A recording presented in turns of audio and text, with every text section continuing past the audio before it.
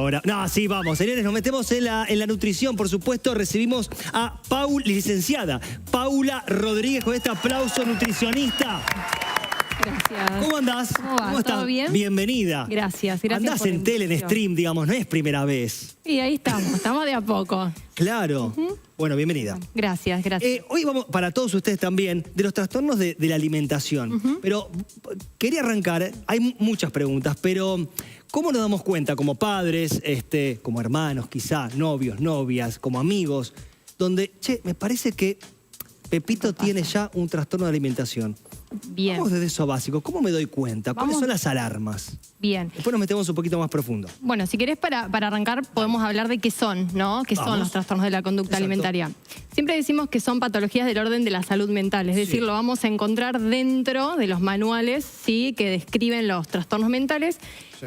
Que se van a caracterizar por una alteración, ¿sí?, tanto en el comportamiento alimentario como también en la percepción que uno tiene de su propia imagen, ¿sí? Cuando hablamos de trastornos alimentarios hay como dos, como un denominador que siempre decimos, que tiene que ver con la disconformidad de la imagen corporal, es decir, cómo me siento, cómo pienso mi imagen, y también el realizar dietas restrictivas, dietas extremas y demás, ¿sí? Entonces, consultas, ¿no? Como hacer esta dieta que le rindió a él, a ella y a mí. Tomar pastillas. Claro, vitaminas. Sí. Entonces, algo importante que vos decís es, bueno, ¿cómo me doy cuenta? Cuando empiezo a ver un cambio en la alimentación, de repente que digo, bueno, empiezo con esto, ¿no? De repente querer comer más saludable, ¿no? Empezar a como cierta... Se genera como una cierta obsesión con esta búsqueda de lo saludable y de repente ahí empiezo a sacar alimentos, ¿sí? Y después no quiero juntarme a comer porque la comida... Entonces es como que... No hay un orden, ¿no? No hay un orden, exactamente. Antes de ir, cuando quiera mandamos las placas, pero antes de ir a las placas, pregunto... ¿Cómo afectó, creo que es mucho, pero cómo afectó las redes, las redes y los jóvenes? Las redes, los jóvenes, y te sumo la pandemia también, ¿no? Como que son... La realidad es que hoy en día lo que vemos, e incluso post pandemia se vio mucho, que aumentó en edades más tempranas, ¿no? Antes hablábamos de edades entre 12 a 25 años y hoy ya estamos recibiendo...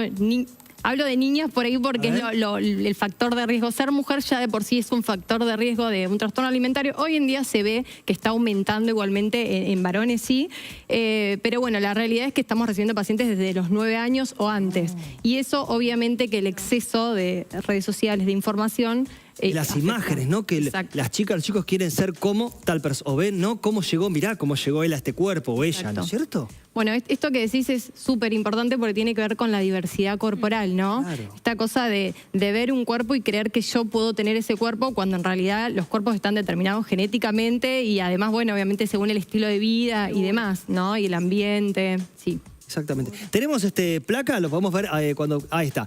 Ahí está. Bueno, decíamos eso sobre las señales de advertencia. Cambios repentinos en la forma de alimentarse, dietas restrictivas, exceso de actividad física. Vamos ampliando mientras vos nos vas diciendo también. Bueno, a ver, en cuanto a los cambios, digamos, repentinos, ¿no? De la forma de alimentarnos, tiene que ver con esto que te decía, de por ahí empezar con saco ciertos alimentos o de repente algo que antes me gustaba, ahora lo dejé de comer o... voy a un cumpleaños o un evento y ya eso me complica. Nosotros decimos que uno puede tener, digamos, y ya de por sí somos una sociedad que normaliza bastante esta como disfunción alimentaria, ¿no? Este desorden. Ahora, cualquier persona que tenga como un desorden en su alimentación va a generar o va a desarrollar un trastorno alimentario. No, obviamente que tiene que haber una predisposición genética que genere este tipo de patologías, ¿sí? Después, bueno, también tiene que ver con, por ejemplo, cambios bruscos en el peso. Y eso también es importante saber que puede haber tanto aumento como descenso. Anteriormente se reconocía más esta cuestión del trastorno alimentario con alguien como súper delgado, ¿no? Y hoy en día se sabe que no es así. De hecho, hay estudios que avalan que aproximadamente el 94% de la gente que padece un trastorno alimentario a veces está en un peso normal. Es decir, dejar de esperar de ver a una persona hiper delgada para pensar que tiene un trastorno alimentario. Exactamente. Totalmente. Está bueno eso que dijiste, espera, porque también ese trastorno también tiene que ver desde, por ahí la imagen. A ver, que se entiende. El peso está bien, pero es un trastorno desde la cabeza que se ve mal, pero es correcto su peso. Exacto, es decir, y por eso cuesta tanto diagnosticar y cuestan tanto las alarmas, porque de repente yo puedo ver a alguien que está preocupado por, no sé, hacer una dieta de repente más saludable y que hace actividad física y que vemos que está bien su imagen, pero sin embargo esa persona la puede estar pasando muy mal y puede estar manteniendo ese peso a raíz de mucha restricción, de estar como constantemente pensando. O sea, alguien con un trastorno alimentario está constantemente pensando en la comida y en el cuerpo. Es algo que está 24/7. El entorno Claro. tiene muchísimo que ver. Si tienes una madre castradora que te está diciendo gordo todo el día, si no tienes buenos hábitos. Yo creo que tu entorno directo es como fundamental para que tú a lo largo de tu vida desarrolles o no ciertas situaciones. Tal cual. Lo emocional. Esto que decís tiene que ver con, nosotros cuando hablamos de trastornos alimentarios hablamos de una multicausalidad. ¿Qué significa esto? No hay una sola causa que genere un trastorno alimentario. Ahora, nosotros tenemos factores que predisponen, que tienen que ver, bueno, con lo biológico, con lo genético, con lo social, con la familia en la que yo crezco. Digamos, hay un montón de cuestiones que hacen como que ese terreno esté fértil para que se desarrolle o no un trastorno alimentario. Es decir, el ambiente puede hacer que esto se desencadene o no. Entonces, a veces pasa mucho en las consultas esto de que los padres muchas veces se sienten culpables, o esta pregunta de, tenemos 2 hijos, bueno, a uno le sucede, al otro no. Bueno, porque hay una predisposición genética, la familia no es la culpable, a veces uno viene como Está bien, arrastrando. como dice Rodo, también digo, influye ese entorno, amigos también, el Sí, colegio. claro. ¿Cuántas madres no le dicen a la hija todo el tiempo, estás gorda, estás gorda? La comparación, ¿no es Exacto. cierto? La comparación, sí. Mira a tu hermana. O sea, Claro, cuando quieras vamos a la siguiente ¿Cuál? placa. Sí, Cuando porque quieras, había dile. algo que me llamaba la atención en esto que estaba leyendo. Los problemas digestivos por la restricción alimentaria. ¿Qué problemas puedes tener? Y eso es súper importante y hoy en día lo estamos viendo un montón, que a veces nos llegan pacientes que de repente tienen mucha distensión abdominal sea, que o se ven constipación, hinchados. sí, o les cuesta digerir la comida. Sí. Y eso hace que uno se vea peor y quiera restringir más. Entonces, saber que la restricción alimentaria, y a veces restringir no es solamente restringir en cuanto a porción, a veces es comer siempre los mismos alimentos. Claro. Eso genera, digamos, a nivel gastrointestinal cambios que pueden tener como estos síntomas, que a veces agravan todo. Y además, bueno, me sumo a esto de las redes. Últimamente se ve mucho también como en tendencia de, no, tengo SIBO. Y mucha gente carga videos de recetas por SIBO que se autodiagnostican porque creen que la hinchazón es eso. Exacto. En realidad te lo tiene que dar un gastroenterólogo, hay un estudio para hacer. El SIBO no afecta a todo el mundo igual, no todas las dietas son parecidas. Desarmemos a los televidentes. SIBO es cuando hay un sobrecrecimiento de bacterias en los intestinos. Perfecto. Es eso. Es eso. ¿Es lo que eso. produce la gastritis? No No, necesariamente, no. sigo Ah, esa no. parte. Ya. Entonces ese sobrecrecimiento de bacterias en el intestino puede ser porque sos intolerante a un alimento, a otro. Ella puede tenerlo, yo también, y tal vez ella es intolerante a la lactosa y yo a las harinas. No sé, no todos los cuerpos funcionan iguales, pero en internet hay como una gran cantidad de dietas que están ya Información. preestablecidas y veo que cada vez más chicas suben. Hice mi dieta SIBO de tantos meses y me parece re peligroso. Sí, incluso los pacientes vienen ya como medio autodiagnosticados Claro. con esto porque hay tanta información y es como que hoy en día parecería que inflamación es SIBO y la No, verdad es que claro. no, y a veces tener una dieta muy pobre y muy escasa también puede generar síntomas y sí. No, digo, antes de googlear tienen Sí, sí. que visitarte Claro. y preguntarte. Exacto. Vamos a la siguiente placa. Hay un Ahí buen estoy, Rodo. nutricionista. Ahí está, detección, Tiene que ser detección examen. temprana, es el mejor pronóstico. Voy acá, mejor lo leo. Diré, uno de los principales determinantes del pronóstico es la detección a tiempo. Como decíamos, se pueden tardar hasta 3 años para la primera consulta. Mirá. Sí. Y acá por eso, de nuevo, y es tan importante poder difundir cuáles son las señales de alarma, porque a veces detectar, e incluso para los profesionales que no hacen trastornos alimentarios, tener en cuenta que la detección puede cambiar mucho el pronóstico, realmente. Entonces, cuanto antes se detecta, mejor va a ser ese pronóstico. Hay estudios, por ejemplo, que dicen que si digamos, esta detección es temprana, aproximadamente el 80% de la población tiene recuperación completa. Ahora, si se consulta en forma tardía, hasta un 70% de la población se puede cronificar. Sí. ¿Sí? Entonces, es muy importante, pero el problema es esto, como a veces no se sabe detectar o no hay señales de alarma, quizás cuando se contacta a un profesional, esto ya está muy instalado. Estadísticamente cambió los parámetros los porcentajes, perdón, de anorexia, bulimia, atracones.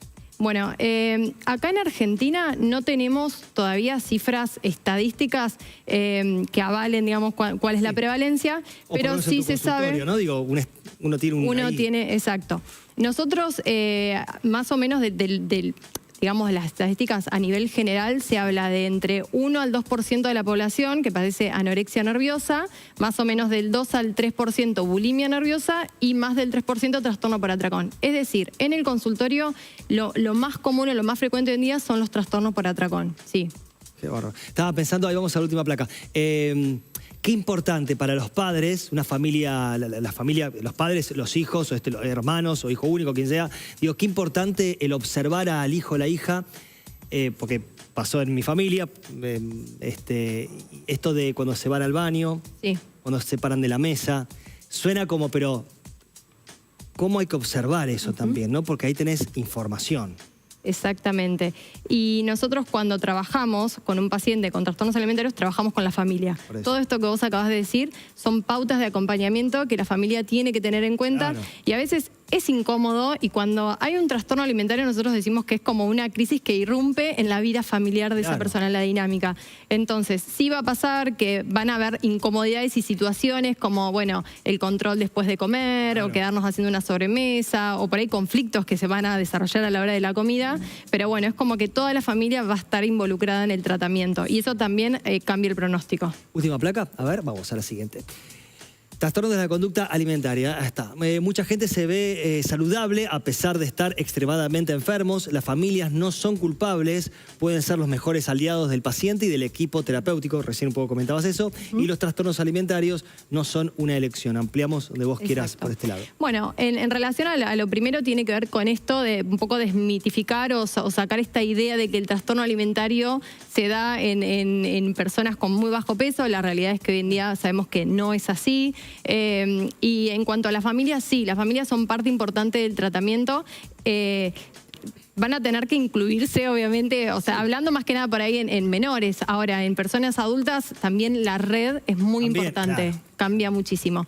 Porque, bueno... Alguien puede vivir solo, ¿no es cierto? Yo puedo vivir solo, tengo un trastorno y no se entera mi familia. Digamos, hay que ver, tiene que haber una conexión, ¿no es cierto? Exacto, tratamos de armar red, ya sea o con amigos, con algún familiar. Obviamente hay veces que la persona no quiere y se hace todo lo posible, no es que no va a recibir tratamiento, pero siempre que haya una red, esto va a ser como mejor para el pronóstico, sí, para la curación. Bueno, ¿querés preguntar algo? No, yo le quería decir, porque yo tengo esta memoria del primer nutricionista que yo visité hace muchos años, que él decía lo más importante primero, antes de cualquier diagnóstico, cualquier nada, análisis de todo. Tal cual. Porque ahí tienes que ver si no es celíaco el paciente, si no tiene otro trastorno por cualquier cosa, bueno. Y yo veo que muchos nutricionistas vas, te sientas, le dices, bueno, quiero bajar unos kilitos, no te hacen una analítica de sangre, Entonces, creo que eso es fundamental para arrancar Tal cual. seriamente un proceso, ¿no? Exacto, es fundamental e incluso en este tipo de patologías lo trabajamos de forma interdisciplinaria. Es decir, el paciente va a contar con la nutricionista, con un médico clínico que va a estar abordando todo esto, con un psiquiatra, psicólogos, o sea, es bien interdisciplinario, ¿sí? No podemos trabajar esto solos. Pau, antes de terminar, y ahora decimos Sí. las redes, pero me decís brevemente, si recordás seguramente, el caso más extremo que quizá te costó, pero tuvo solución, lo lograste, salió adelante. Ok. ¿Lo recordás o de Sí. qué era el tema? Sí. Sin exponer al paciente. No, obvio, es Obviamente. una paciente que yo quiero mucho, que hoy en día sigo atendiendo, pero sí, es un caso que arrancamos con 34 kilos.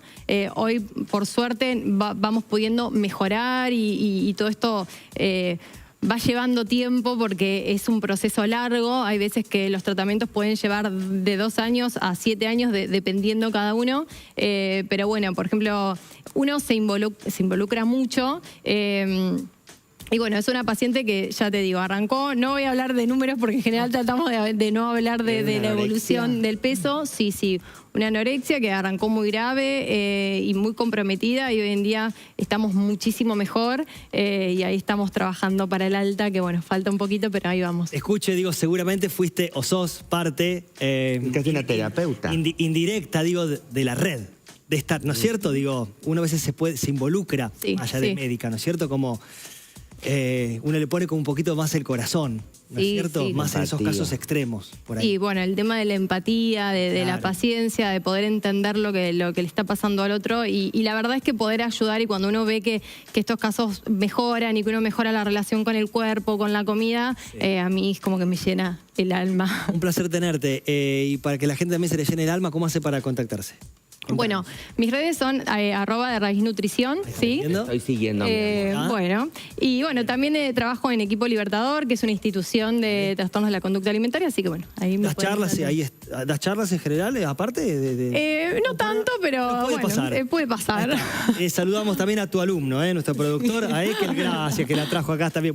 Un placer tener un aplauso a Gracias. Paula Rodríguez, nutricionista.